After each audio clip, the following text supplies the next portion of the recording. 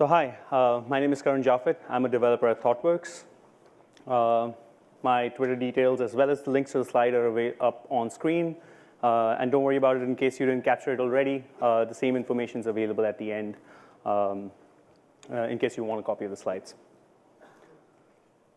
So 3 years ago, we started working with a financial client who wanted to scale their business up. They had a fair share of the market with a couple of products that they'd already launched in the past. But what they were looking for was significantly increasing their customer count. In order to do this, they had to launch new lines of business, so something they had not done in a pretty long time. So they went through an evaluation phase just to confirm, if their business processes, their software, as well as their hardware, all could scale and make sure that they could support the new customers that were going to sort of come into the organization. During this evaluation, they realized that their hardware and software infrastructure would not scale. And they had to take the tough decision of building a brand new platform, one which had scalability at heart and would support the growth requirements that they had. So, I mean, so far this sounds like a pretty standard project that most of us would have worked at some point in time in our lives. How many of you have actually been on a project where the reason why you're making a change is because the current systems couldn't scale? See quite a few hands. So yeah, it's a pretty standard problem. And this was no different. But the reason why I'm standing here in front of you today is because this project had an aspect that kind of stood out for me. And that was a matter of scale. So in order to bring on the first product, we were looking at integrating with 27 different third-party systems in order to bring the existing products that they had on the system. You're looking at double this number of integrations. So over the period of the first, say, 2 or 3 years, you're looking at over 75 systems that you had to integrate with. This, along with over 370 services in production, meant that you're looking at a absolutely huge system. One which works at scale, which is always running and is taking of tens of thousands of messages every single second. Just to make matters a bit more complicated, these interfaces you were interfacing with these third parties over various communication protocols. Some of them are pretty standard, like REST and SOAP, JMS, file transfer. And since it's a financial institution, you can't really go away from banks. So you can't really go away from mainframes. So you had a few mainframe-based integrations in there as well. Some of them are convenient, some of them are not. And not all of these integrations really play nice with you, right? Some of them are modern, so you'd get service guarantees that, and you'd have elastic scalability. But some of them don't really do that. And so this is today we are here to talk about how we built a event source, event-driven platform and integrated with all of these different third parties and the kind of challenges we had to face. So today we are going to be talking about the challenges as well as some of the solutions which actually worked for us. Before we do that, let's have a quick overview of what their existing system looked like and some of the challenges in terms of system integration. Right? We'll do that by taking an example of a simple order management system. So if you're a customer who's about to, let's say, place an order for food, so you first go to the UI. The UI happens to talk to an order service, which will check with the inventory service if inventory is available. The inventory service probably goes to a database to check if you have enough inventory to fulfill the order. Let's assume that you have enough inventory. You would go ahead and respond. In which case the order service places the order in the database and a confirmation sent to the user. Right? This is a pretty standard synchronous way to do such a transaction with microservices. Now, you would, if you are about to run out of inventory, the inventory service would probably reach out to a vendor and place an order to replenish stock.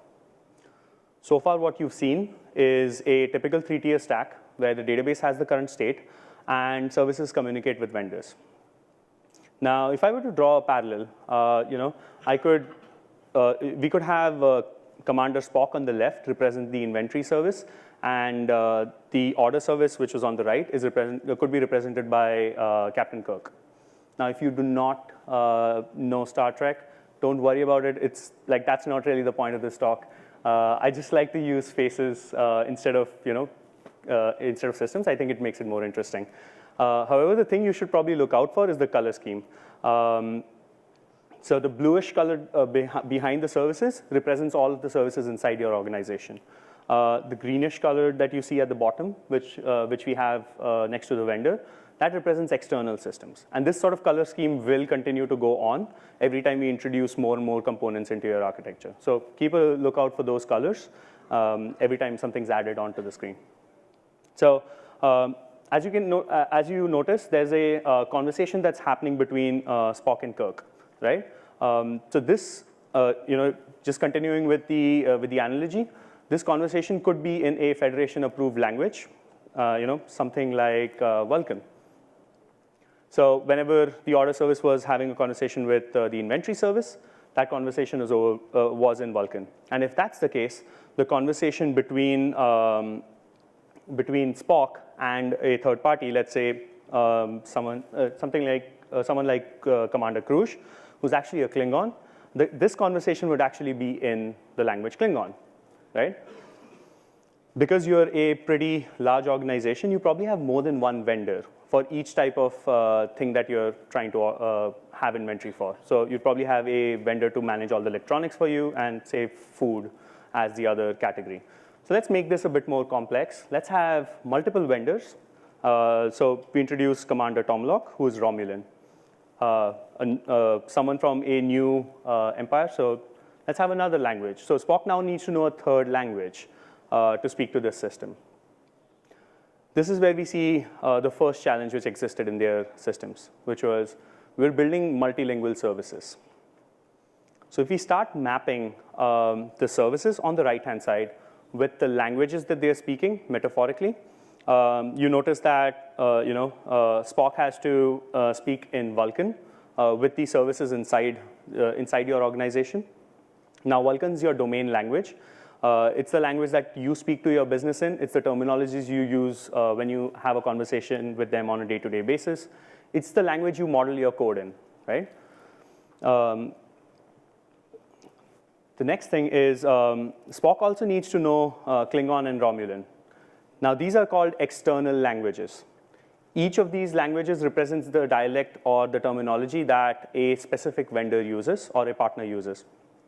And we'll take examples of what this looks like pretty soon. But each of these is actually represented in code. The way you write your code, the way you model it is actually dependent on the rules and the intricacies that each of these languages have. So knowing all of these languages normally would make Spock sad. But of course, he's Vulcan, so he doesn't really have emotions.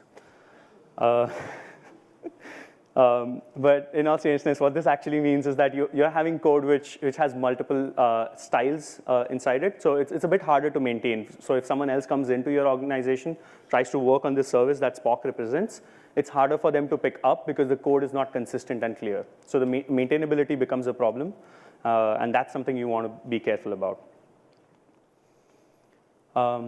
So Vulkan, the language that we have on top, is actually also called the ubiquitous language if you're used to some domain-driven design terminology. I think that's one of the words Greg Young uses in his book and his talks. So it's the language that you really should have all of your services defined in, and you want to avoid using external languages as much as possible. It's almost as if Spock wants a universal translator every time he has to speak in one of the other languages, right? Just to make his job easier. Let's look at the next challenge, which is shared responsibility between common integration patterns.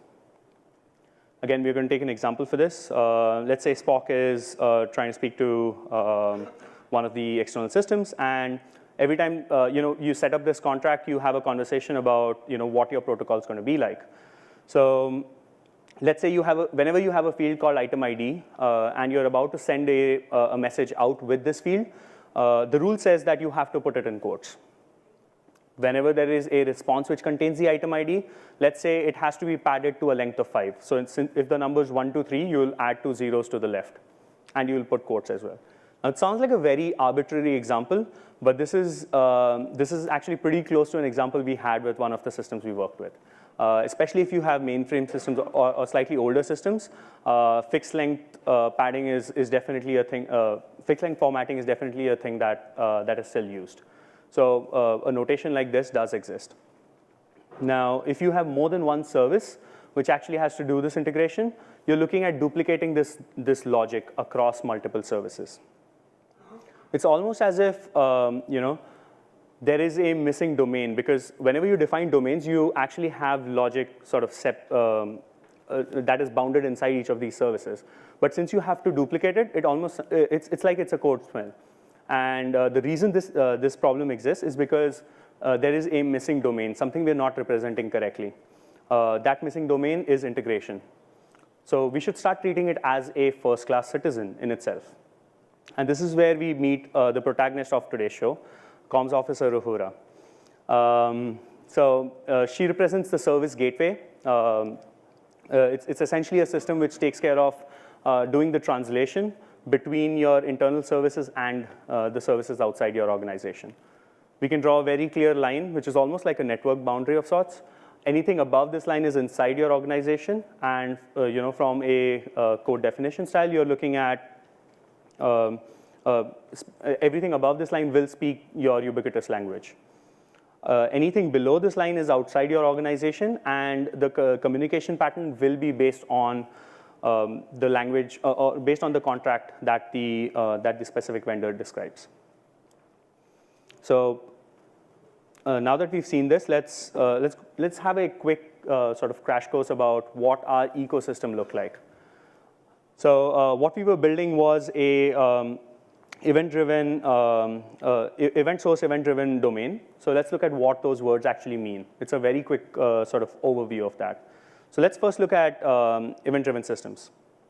So typically in a service-oriented architecture, you would have noticed that that each of the services kind of talk to each other. But in an event-driven architecture, each of the systems announce events. Events are a matter of fact and are things which have happened in the past. And as such, when you name events, you actually use past tense.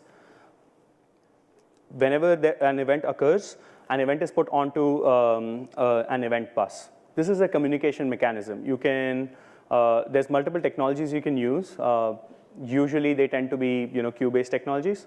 ActiveMQ is an example. Kafka is another popular technology choice for this thing. But the idea here is essentially that it's something which allows you to spread, sort of spread the message. So let's actually take an example. If one of your systems places an order, the order is actually broadcasted to all the systems on the event bus. Now, when, say, Spock gets the event, Spock obviously cares about events and therefore gets a copy of the event. When the event comes over to Kirk, Kirk does not care about events and completely ignores it. And yes, if you're wondering, that pun was totally intended. So what we are noticing here is that, in summary, the event bus is a channel to announce change. Each of the services fires and forgets. There is no coupling between your upstream and downstream systems. There is no expectation that if an event is fired by your system, that there will be another system which actually listens to it or does something. And you will only get events that you subscribe to. If you do not subscribe to something, you will not know that it happened. The second important concept is the way in which we actually model our events.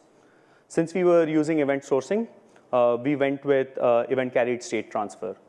And what this means is that every one of our events, such as, say, the customer address changed event, will actually contain the new state of the aggregate.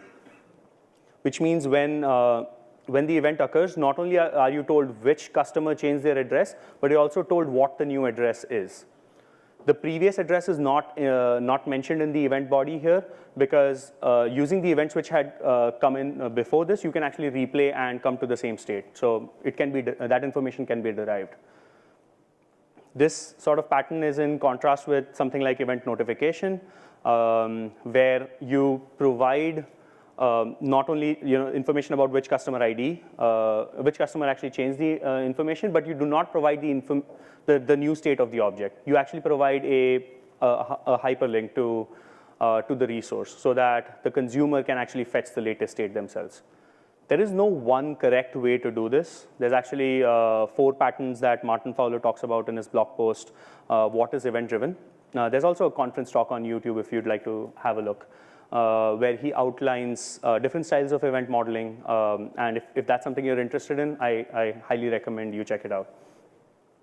But the style of event modeling which actually worked really well for us was event carried state transfer.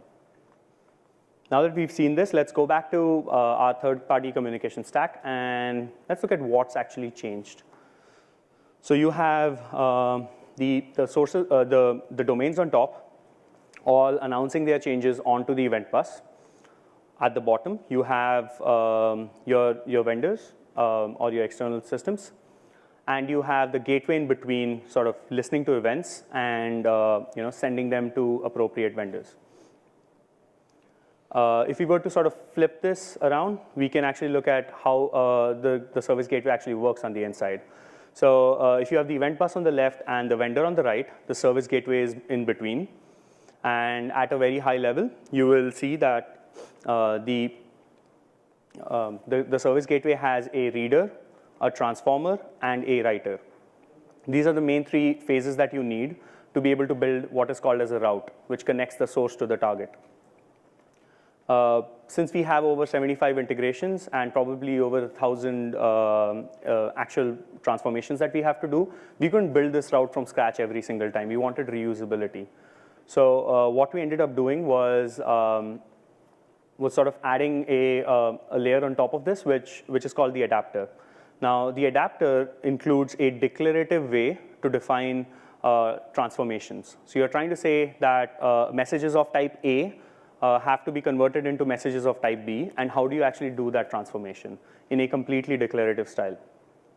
The route config is the other part of the adapter, which tells you where to read messages from, in this case, the event bus, and where to send it to. So it will contain the host name and the connection details, the protocol, et cetera, for the vendor. So if it's GMS, then it will mention that you have to connect over GMS. If it's HTTP, it will mention that. So thereby, for every one of your integrations, you're actually defining one of these adapters. So let's look at this sort of model in play and how it solves one of the next challenges, which is vendor abstraction.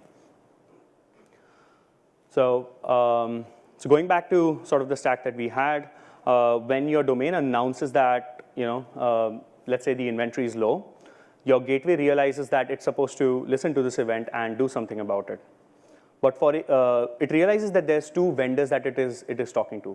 Your domain for your gateway to actually respond to this event correctly, it needs to know what kind of inventory was actually low. So let's look at an example of what the body looks like. So the event body contains the item ID and a bunch of other fields, which we won't go into. But the gateway can look at the item ID and then realize item 308 actually comes from the vendor on the right, Commander Krush, and that's why the message has to be transformed in its language, Romulan, and actually sent to Krush.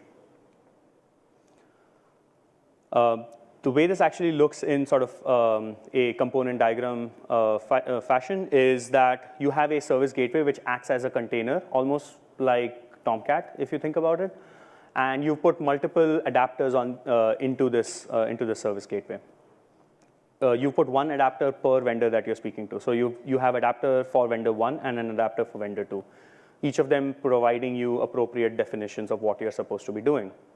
When the message came in, you looked at the item ID, and adapter 1 defined any item ID between 200 and 300 will be picked by it. Anything between 300 and 400 will be picked up by the other vendor, right? So by adding configuration like this, you could choose who has to actually work on this event, and you can transform them accordingly and actually send it through to the vendor. As a result of implementing it this way, you have 2 benefits. The first one is vendor abstraction. Your domain announced a business event. It never told you to go towards a specific vendor. The domain does not know that a vendor even exists, right? As a result of this, you have your second benefit, which is vendor replaceability.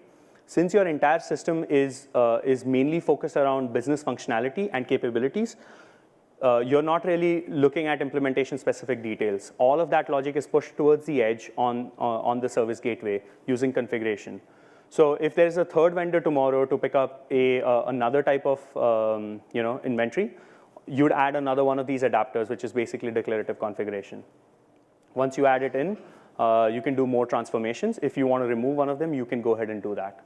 But your business now has the ability to go into contract negotiations and decide what's right for the business instead of having to worry about how long it would take for you to actually make the change.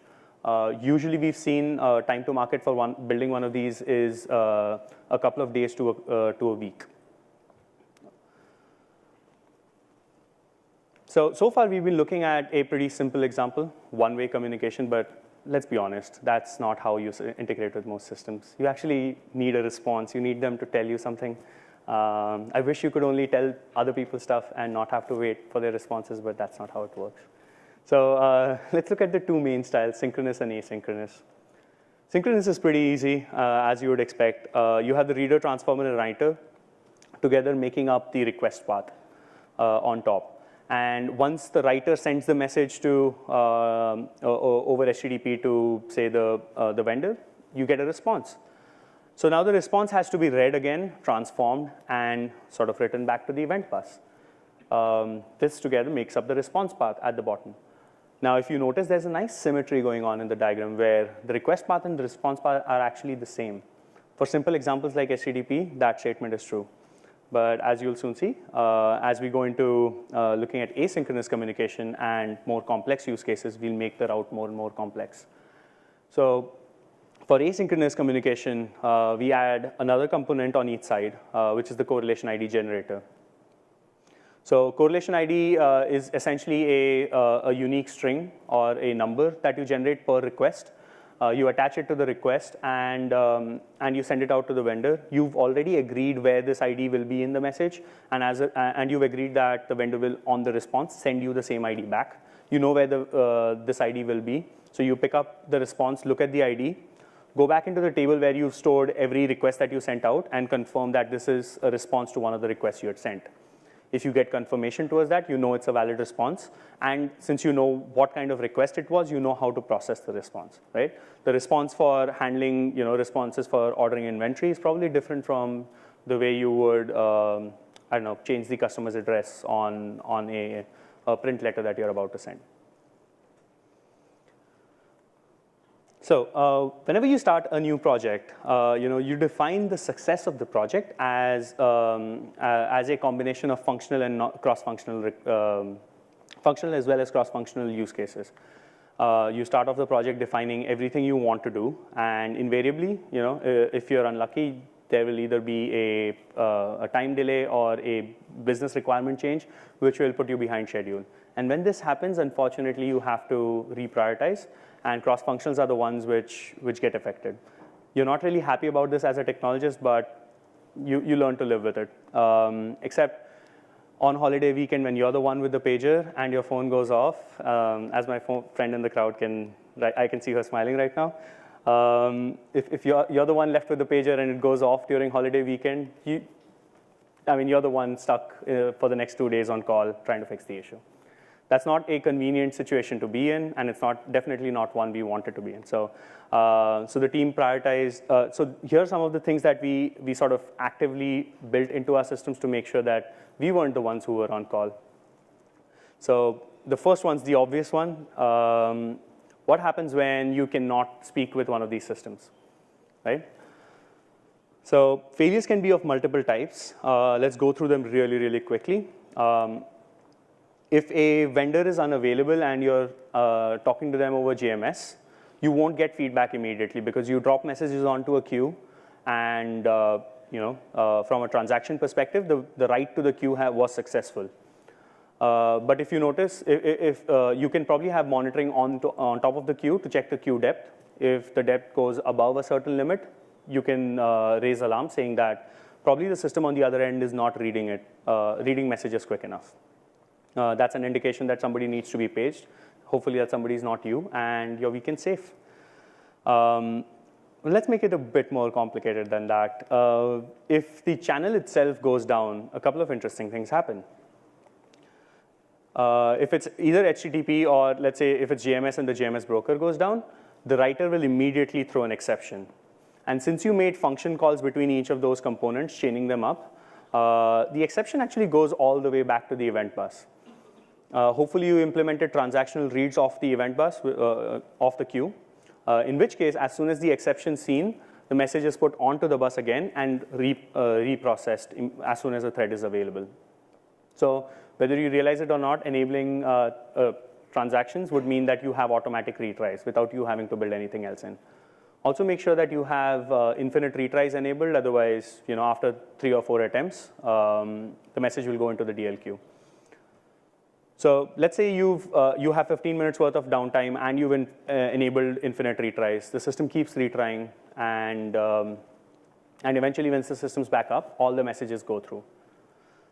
Congratulations, you made your system more resilient, right? Let's look at how this actually works with an example.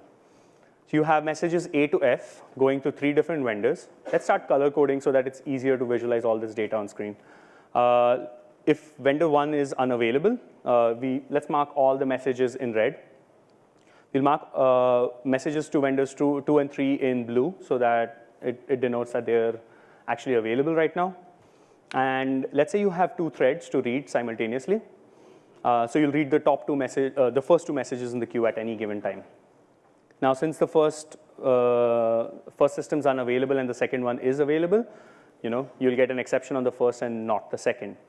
Since the second message was correctly processed, you'll pop it out of the queue. Everything else moves up 1 level quite smoothly. And now you have 2 threads, both of which are stuck. Now you are going to keep retrying again and again. And that's exactly the infinite retry we were talking about. Everything looks great, right? Not quite. If you notice messages 3 and 4, those were blue. Those are supposed to go through. But because we have only 2 threads, systems which are supposed to get the messages didn't. We've caused a cascading failure. Now, this is not a gimmick. You can play this game with any number of threads, with any number of messages. Given an outage long enough, your system will end up in this sort of deadlock. It's a mathematical inevitability. So, as Drucker's law calls it, if one thing goes wrong, everything else will, and usually at the same time. So let's look at how we actually fix this problem. So what we do is we start splitting the roots up into smaller parts. So you have the reader and transformer on the left. And what we've done is that we've split the delivery part of the work into 2 smaller queues. And we've given each of them a buffer queue of its own. Now, the buffer queue is any queue-based technology. In our case, we used ActiveMQ. So as messages come in, it starts buffering up. It starts keeping hold of the messages, allowing you to not lose messages. So let's look at an example of what happens when there's an unavailable a message to an unavailable vendor. Message comes in, is about to get transformed. It comes to that phase, and after transformation, you realize that the message is supposed to go to vendor 1. You put the message onto the buffer queue, which then gets picked up and actually goes to the writer. The writer tries to write it, but is unsuccessful because, say, the JMS channel is down. The exception goes all the way back, but this time the transaction ends on the buffer queue. Now, if you have a message coming towards an available vendor, it will flow all the way through. You will notice that it gets put onto the second buffer, and since the writer can send the message through to the vendor, it goes through. Even if you have extended downtime, you will notice that messages keep queuing up inside the first buffer, and it kind of stores this information, and it makes sure that none of the messages are lost. If there is a message to an available vendor, it goes through anyway. As long as the queue depth inside the buffers is set correctly, you will not lose messages. And the key here is to make sure you never lose messages. Because as I said earlier, the entire system is fire and forget. So since an upstream system announced that there was an event, it's probably not going to tell you again unless you explicitly request for the event. And that's not something you want to do. Manual event replays is not a business you want to get into.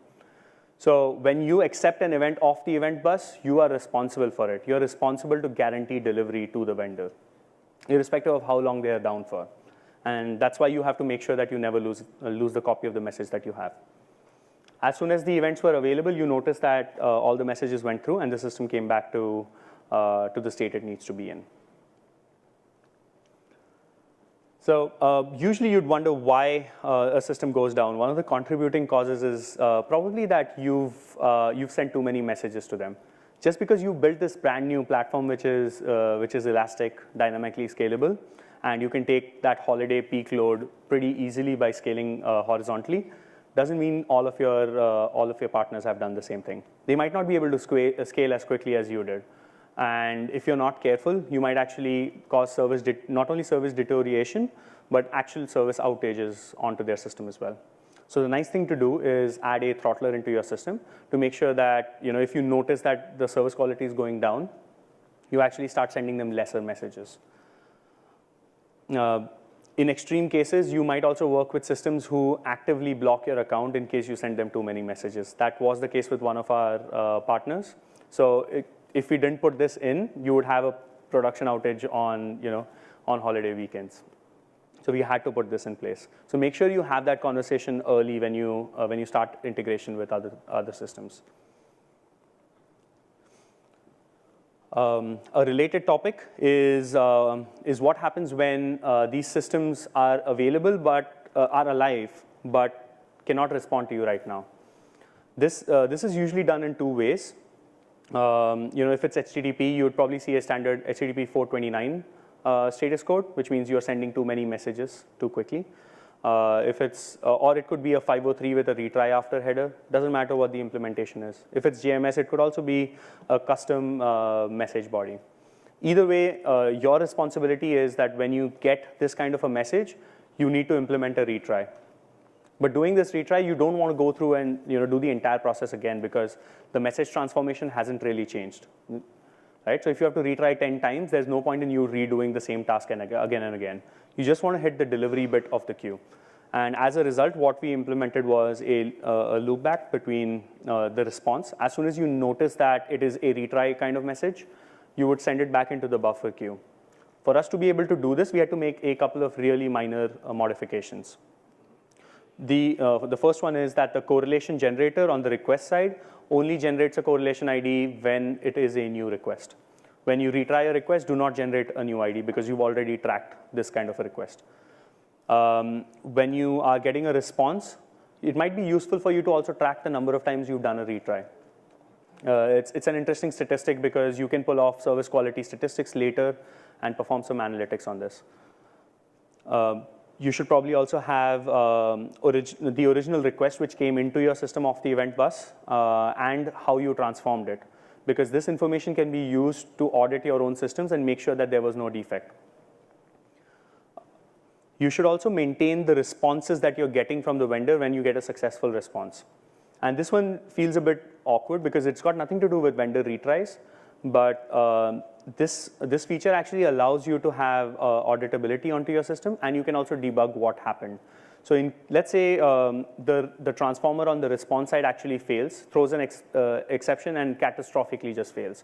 You retry a couple of times, but you realize it's an internal exception, and there is no way you can automatically fix it, so you put it into the DL queue because it's a defect on your side. Well, when you fix the defect in the next release or the next deployment, you want this message to be processed again because your system should come back to a good state. That customer's data needs to be processed correctly. You shouldn't have to go to the external system and ask them to send the response again. Since you have a copy of the message, you can push the message into the reader. Your system would be none the wiser and will automatically fix itself.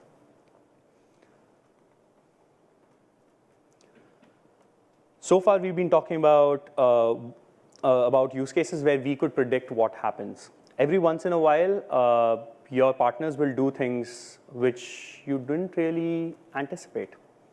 And this is where things get interesting. Right? So let's take an example.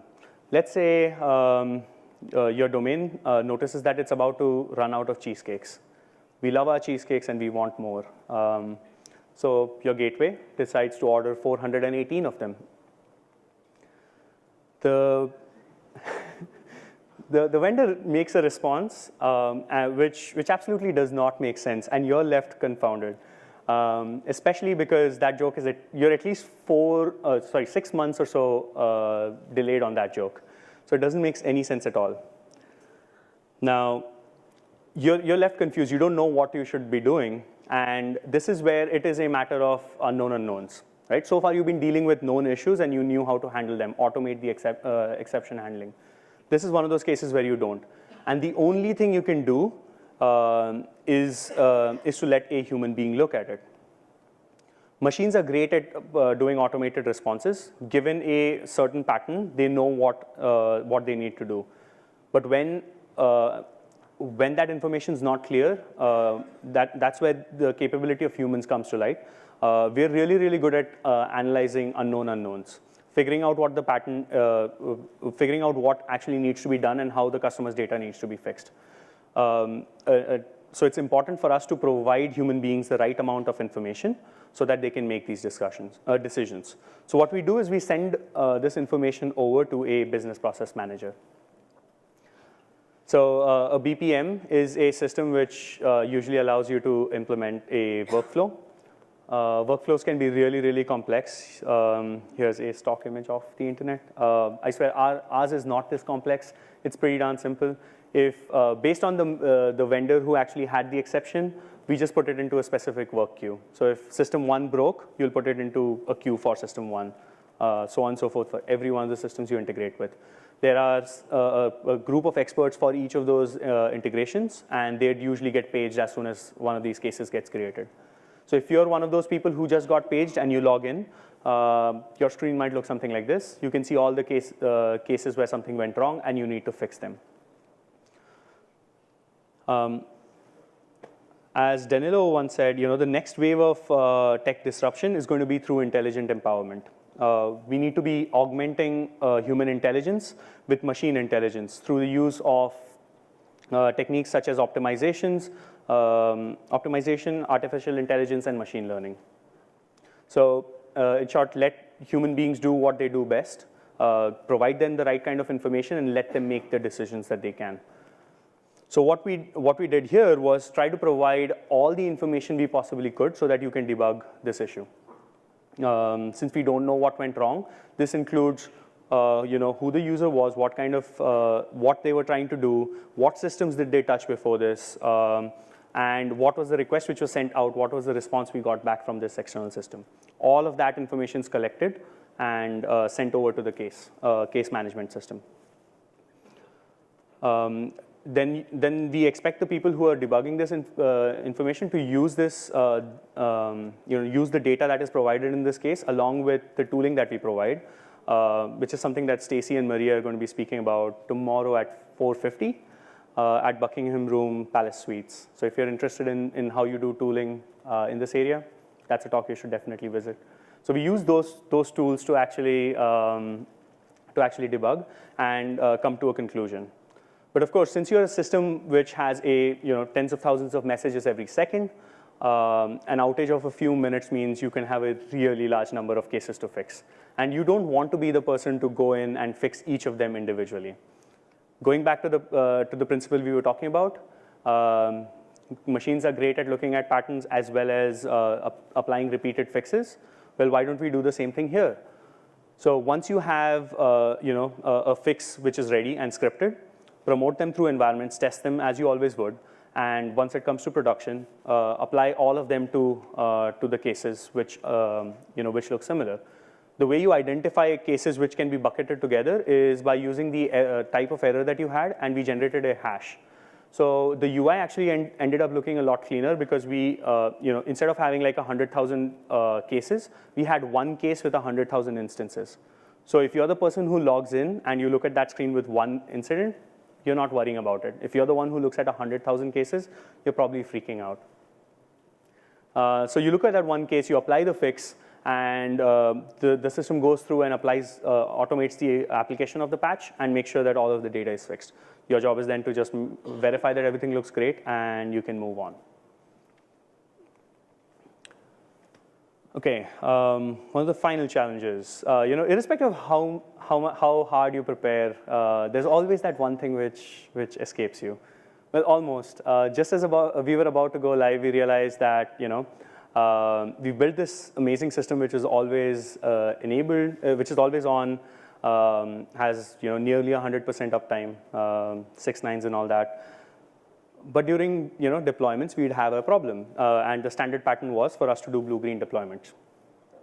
But blue-green deployments poses an interesting challenge when you are integrating with third-party JMS queues. So this is what one of your regular stacks look like. Everything's enabled except when you are about to do a deployment. So let's do a quick brief overview of what blue-green deployments actually looks like. So you have a customer sending you a request, let's say from their browser. The request comes to a system, which is usually a router of some sort. It can be a hardware router like F5 or something like Apache HTTPD, Nginx, or HA proxy. Doesn't matter what the technology is, but essentially this will route traffic to your services. Now we've categorized that entire stack as the blue stack. It's the active side. It's actively taking traffic right now and processing your requests. And whenever it has to send information to the external system over JMS, it does that. When you're about to do a new deployment, you stand up an identical stack. Let's call it the green stack. And this entire side is identical to the other one, except it has newer version of each of these code bases, right? So you probably have bug fixes and new features in there. You want to verify that the health of each of these systems is green. Everything looks great. That one was not intended. So if everything looks great, you want to go ahead and perform the swap. The swap in blue-green is this phase where where the inactive side now becomes the new active side and starts taking traffic, right? This is blue-green swaps done correctly. If you implement blue-green correctly, one side is inactive until the moment you do a switch, and then the other side becomes active. Except if this is what actually happened, we wouldn't be talking about it. What really happens when you communicate over JMS is that this was your active side. This is how everything was working.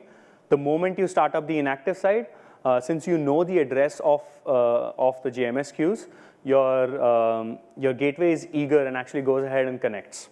Since the active side had requests which it had sent, which it keeps sending to the vendor, when the vendor responds, you now have double the number of consumers to pick up the response. So your inactive side, which is not supposed to be taking traffic, starts picking up traffic, making the entire stack active. This is blue-green swaps done incorrectly. So the way we fix this problem is the way we fix every problem in programming. It's by adding another layer of abstraction. So what we do is that we almost every problem. Let me rephrase. We add a messaging proxy. Now, the messaging proxy is a TCP-based proxy. In our case, we use HA proxy. And what we did was that we set up 4 different ports on the same machine, one for each of the following connections: the incoming and outgoing connections from the active side, and the incoming and outgoing connections on the inactive side. So when the inactive side comes up, what we do is we close one of these ports. So if you notice, the inactive side is allowed to write data out. It has no information, so even though it's connected, it's not writing information out. But it can no longer read information from the queue because that port is disabled. As a result of this, the inactive side does not go active until you're ready. Once everything looks great and you do the swap, now not only are you doing a swap on the router on top, but you're also doing that at the bottom. Now, the reason why the inactive side is still allowed to write traffic outwards is if there was traffic coming into the system just before the system did a swap, it still has messages being processed on the inside, and you want all of that information to drain out of your system. Congratulations, you've almost made it to the end. Here's the summary. Make sure you scale your integrations. Use declarative integration definitions wherever possible. Ensure that your integrations are vendor agnostic. because that is the right way to do domain-driven design anyway. It makes sure that your domains are focused on capability and not on implementation-specific details based on specific vendors. This will also give you vendor replaceability, something that your business will absolutely appreciate. Always plan for failure. Build resilience in from day one. It is not something you want to really be adding in retrospect. Just because you've planned for scale doesn't mean your partners have. So be nice to them. Don't flood them with too many messages. Have recovery plans in case of failure and assume every one of your components is going to fail and have a backup plan. Speaking of which, always have a backup plan. Automate error handling wherever possible, and when it's not possible, use something like a BPM and use intelligent empowerment to help enable users to make decisions for you, or rather your system experts to make decisions for you. When building a resilient platform, it is important to not be severely affected by issues outside your system. Building resilient systems is definitely something that makes Spock happy. I'll leave it up there for a second just so you can enjoy that GIF. Absolutely love it. With that, I'd like to thank you. Once again, my name is Karun Japhet. I'm a developer at ThoughtWorks. My contact details, as promised, are up on screen with the slides.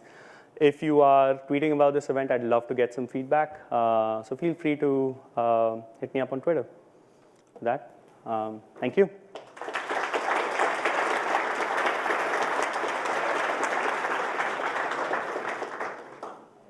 Seem to have a bit over 3 minutes in case there are any questions. If you put your, there we go.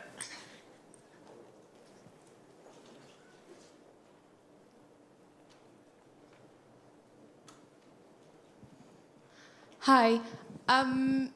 It's just about the blue-green deployment at the end. Why we need to connect to the vendor initially when you said this is the badly done grid deployment? So if you don't mind, get one of the Sure. slices. Might be a bit harder I can with say when to animations. stop. This one? No, go back.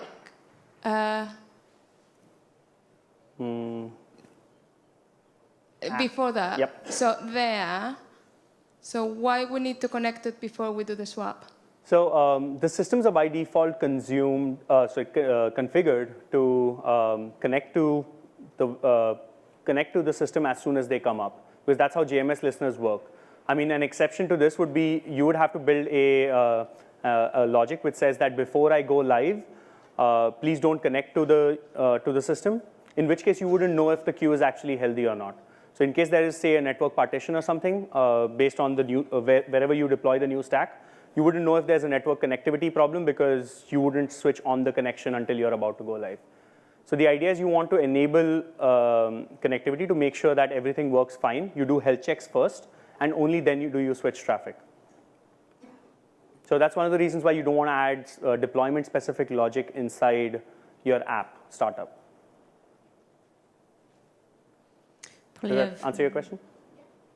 Maybe one more, got 1 minute left.